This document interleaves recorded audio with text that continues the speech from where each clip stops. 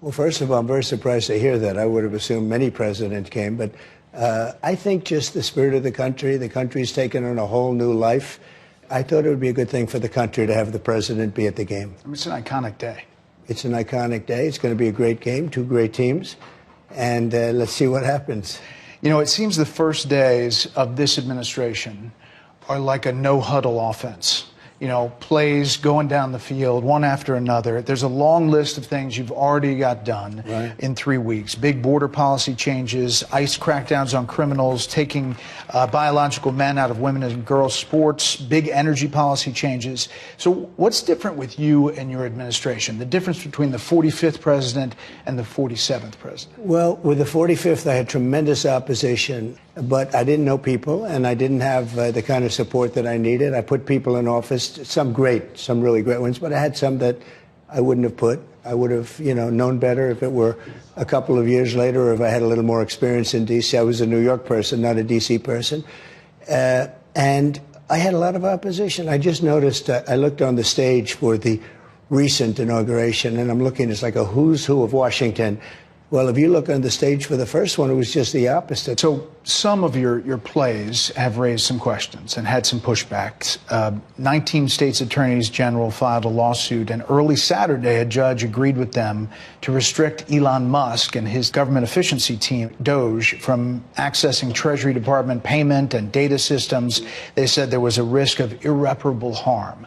What do you make of that? And does that slow you down on what you want to do? No, I disagree with it 100%. I think it's crazy. And we have to solve the efficiency problem. We have to solve the fraud, waste, abuse, all the things that have gone in the government. You take a look at the USAID, the kind of fraud in there, and you where found the money's going. Things. Well, we're talking about hundreds of millions of dollars of money that's going to places where it shouldn't be going, where if I read a list, you'd say this is ridiculous, and you've read the same lists, and there are many that you haven't even seen. It's crazy. It's a big scam. Now, there's some good money, and we can do that through any one of a number. I think I'd rather give it to Marco Rubio over at the State Department. Let him take care of the few good ones. So I don't know if it's kickbacks or what's going on, but the people, look, I ran on this, and the people want me to find it.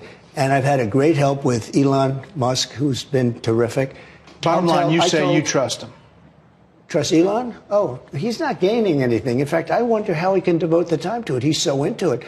But I told him do that. Then I'm going to tell him very soon, like maybe in 24 hours, to go check the Department of Education. He's going to find the same thing. Then I'm going to go to the military. Let's check the military. We're going to find billions, hundreds of billions of dollars of fraud and abuse. But I campaigned on this, Brett. You announced tariffs on Canada and Mexico. You immediately got action from both of them on border security and drug interdiction. I did. A lot of action. Is that good enough? Expected. Is that good enough? No, it's not good enough. So more needed in 30 days. Something has to happen. It's not sustainable. And I'm changing it. You know, the Prime Minister said this weekend to a group of Canadian businessmen, he was at a private meeting, he said that your wish for Canada to be the 51st state is a, quote, real thing. Is it a real thing? Yeah, it is. I think Canada would be much better off being a 51st state because we lose $200 billion a year with Canada, and I'm not going to let that happen.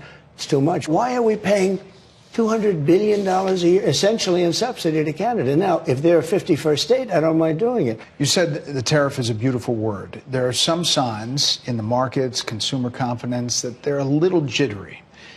So if all goes to plan, when do you think families will be able to feel prices going down, groceries, energy, or are you kind of saying to them, hang on, inflation may get worse until it gets better? No, I think we're going to become a rich... Look, we're not that rich right now. We owe $36 trillion. That's because we let all these nations take advantage of us. Same thing, like $200 billion with Canada. We owe $300. We have a deficit with Mexico of $350 billion. I'm not going to do that. I'm not going to let that happen. Sports has always been something that Americans rally around to come together. They really do. You won the popular vote. You won all the swing states. Have you thought about how to try to bring the country together, to reach out or to find common ground? Have you thought about that or how that might go? I'd love to do it. But I would say this. We have to come together. But to come together, there's only one thing that's going to do it, and that's massive success. Success will bring the country together, but it's hard. And I say it's hard. I just signed a bill allowing for women not to have to be punished by men in sports. In other words, men are not going to be allowed to play in sports against women. It's ridiculous. You're a sports guy. You're a football fan.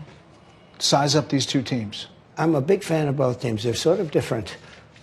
In Philadelphia, you have one of the greatest running backs, Saquon. You know, Saquon had an uncle who was a great fighter. And Iran Barkley, his name was. So you have a great running back. You really have a great quarterback. The other team, the quarterback really knows how to win. He is a great, great quarterback. So game prediction? I hate to do it. I just say that I've watched this great quarterback who has, by the way, a phenomenal wife, okay? She's a Trump fan. She's a MAGA fan, so I happen to love her, okay? But she's a great person. I watched her being interviewed. I said, boy, that's pretty good. But she's great, and he's great. I guess you have to say that when a quarterback wins as much as he's won, I have to go with Kansas City. At the same time, Philadelphia has a fantastic